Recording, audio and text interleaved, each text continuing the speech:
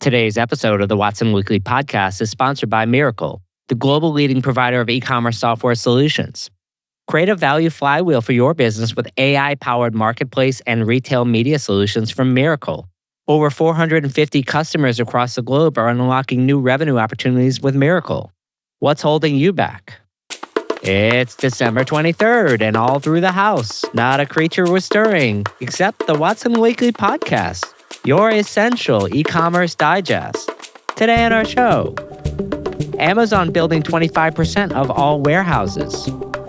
UPS hiking SurePost rates by 10%. Lowe's develops a new marketplace. QuickBooks partners with Amazon's marketplace Seller Central.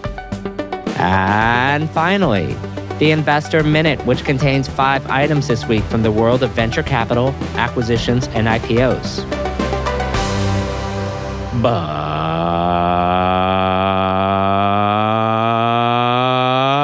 first, in our shopping cart full of news. Amazon building 25% of all warehouses. 25% of the $9 billion in warehouses being built in the United States right now are due to Amazon, according to a report from IIR. A cool $2 billion. $2 billion. A few other stats in the report. The Census Bureau says that e-commerce is growing overall at 7.4% year over year based on Q3 numbers. And e-commerce accounted for 16.2% of total retail sales in Q3 also. And these are scaled back Amazon plans. Recall, Amazon has deferred or canceled some construction and is through doubling its fulfillment network as of early 2023. This doesn't mean that growth has halted, however. Also, judging from the performance of the inbound and middle mile of Amazon's network during Q4, Amazon may have a lot more optimization to do. Don't worry too much for them, however. Amazon tends to figure out this kind of stuff in the long term. At this point, Amazon is still investing in all layers of its network. And as D'Angelo Barksdale says in The Wire, the king stay the king. Something about this statement rings true in this new data, and to this observer, Amazon does not seem likely to relinquish this position as king anytime soon.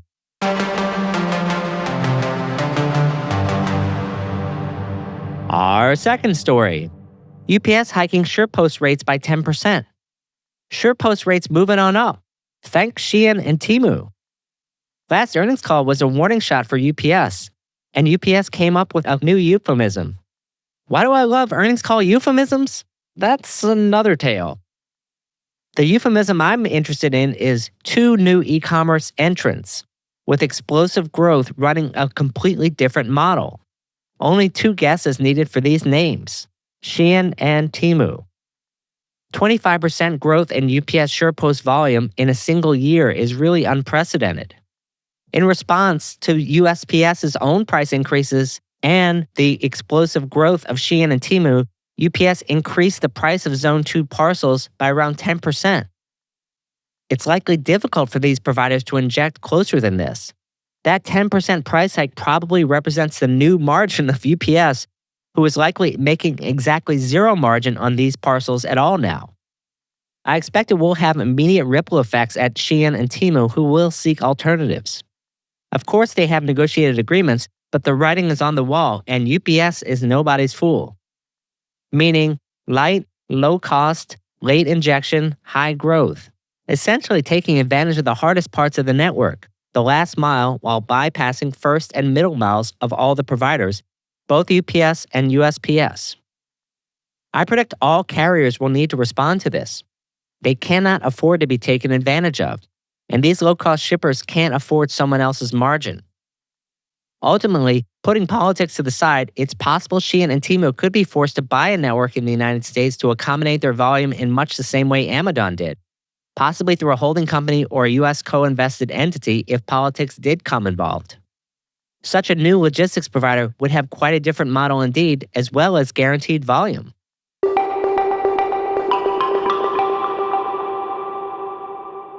Our third story. Lowe's develops a new marketplace. Lowe's is launching a marketplace, and it's unequivocally a smart idea. On the last earnings call, the CEO of Lowe's was asked a simple question about the potential of a marketplace. What's the common denominator of brick-and-mortar retailers that are transitioning to an omnichannel environment that's created explosive growth? And one common denominator was a marketplace. More from the same CEO. Then we conversely asked the question, can we grow our online sales at the rate we desire without having to create capital-intensive investments in fulfillment centers, etc.? And how do we do it in a profitable way where we're driving profit contribution? And marketplace again was the answer. The fact that we have category killer retailers that still don't have scaled marketplace programs as we sit here in 2024 is somewhat impossible to believe. Some facts though. Half of Walmart's operating income growth is coming from advertising. A significant percentage of this is driven by marketplace and loyalty. Lowe's is investing straight out of Walmart's playbook. Increased investments in consumer loyalty as well as professional loyalty programs. A closed but aggressively planned marketplace which will also propel expansion of its retail media revenue. And Lowe's has also invested this year to expand its in-store retail media options for advertisers as well. Lowe's overall comp sales are down 1% year over year, but digital comparable sales are up 6%. Lowe's leaning into the progress of its online revenue, but in a capital-efficient way, should produce good results for them. It's not a panacea, though. Lowe's says it will add products to its new marketplace that are both value-oriented consumers as well as for affluent consumers. Those products need to be relevant. There's nothing magical about adding a SKU to your assortment, even one you don't purchase, unless your consumers also value that SKU. Additionally, we do need to look to execution and commitment. In my experience, it takes 5 to 10 years to scale a marketplace to a size that can be meaningful.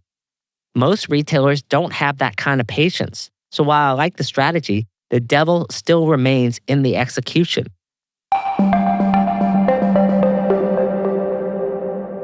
And our last story. QuickBooks integration with Amazon Seller Central deepens existing partnership. Late last week, Intuit and Amazon made an announcement that they would integrate QuickBooks with Seller Central. On both sides, Intuit gets distribution in Seller Central to millions of Amazon sellers.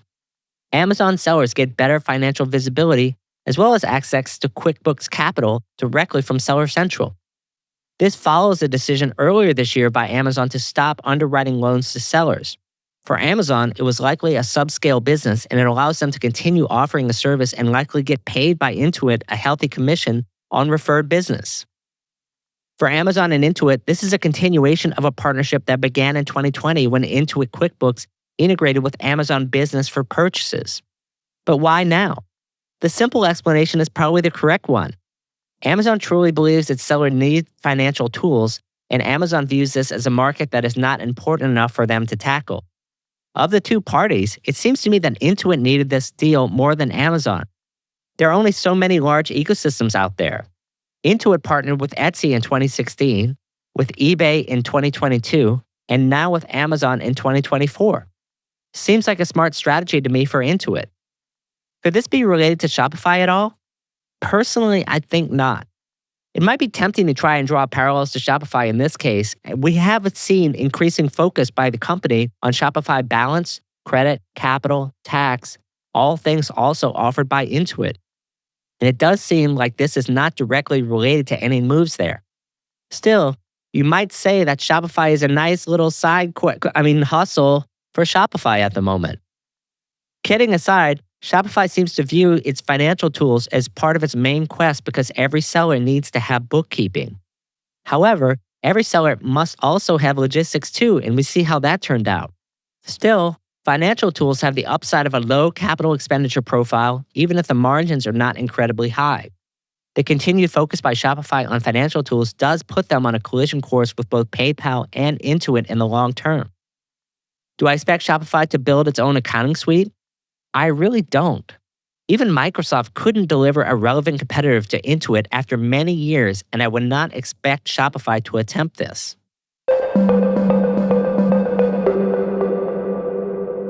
It's that time, friends, for our Investor Minute.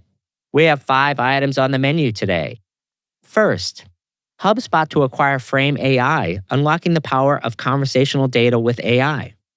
HubSpot, a consumer engagement platform, has acquired Frame AI, a conversation intelligence platform leveraging AI to transform unstructured customer data for an undisclosed amount.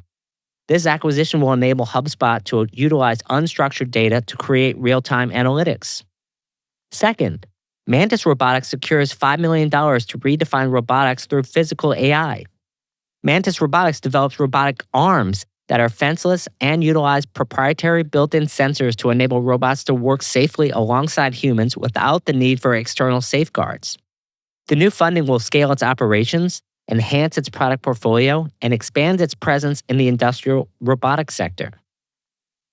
Third, account-to-account payments platform, Volume, raises $6 million in seed capital. Volume, a fintech account-to-account solution that offers a one-click checkout, has announced its $6 million seed funding round. The new funding will be used to expand in Europe and enter the UK by attaining approval from the Financial Conduct Authority. The account-to-account sector is growing because it offers sellers and brands lower payment fees as it bypasses card networks that charge excessive processing fees. Fourth, communication platform Happy Robot raises $15.6 million in Series A funding. Happy Robot, an automated AI communication platform for the logistics sector, has raised $15.6 million in Series A funding. The new funding will be invested in the technology platform, which currently is focused on the logistics sector. Happy Robot aims to keep freight brokers focused on meaningful tasks while automated workflows and AI agents handle tasks such as inbound and outbound calls, carrier negotiations, and data capture. And finally, Tulip acquires Humankind to form an omnichannel customer experience platform. Tulip, a point-of-sales and customer experience platform, has acquired Humankind, an online concierge platform, for an undisclosed amount. Tulip is focused on retail and gained an online concierge platform and its customers. The combined company will offer brands an integrated solution for person-to-person engagement across all channels. Congrats to friend of the podcast, David Weissman, on the exit.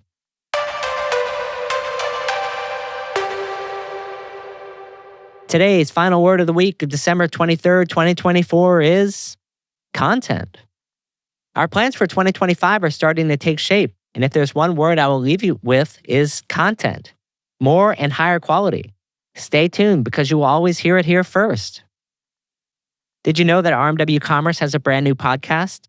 Check out the Watson Weekend for an unfiltered and lively e-commerce chat each week with me, Rick Watson, my co-host Jess Liseski, and an array of interesting guests and topics, all focused on e-commerce. You can find the Watson Weekend by searching for it on iTunes, Spotify, or YouTube. That's all for this week. Till next time, Watsonians. Hi, I'm Rick Watson, CEO and founder of RMW Commerce Consulting and host of the Watson Weekly podcast, your essential e-commerce digest.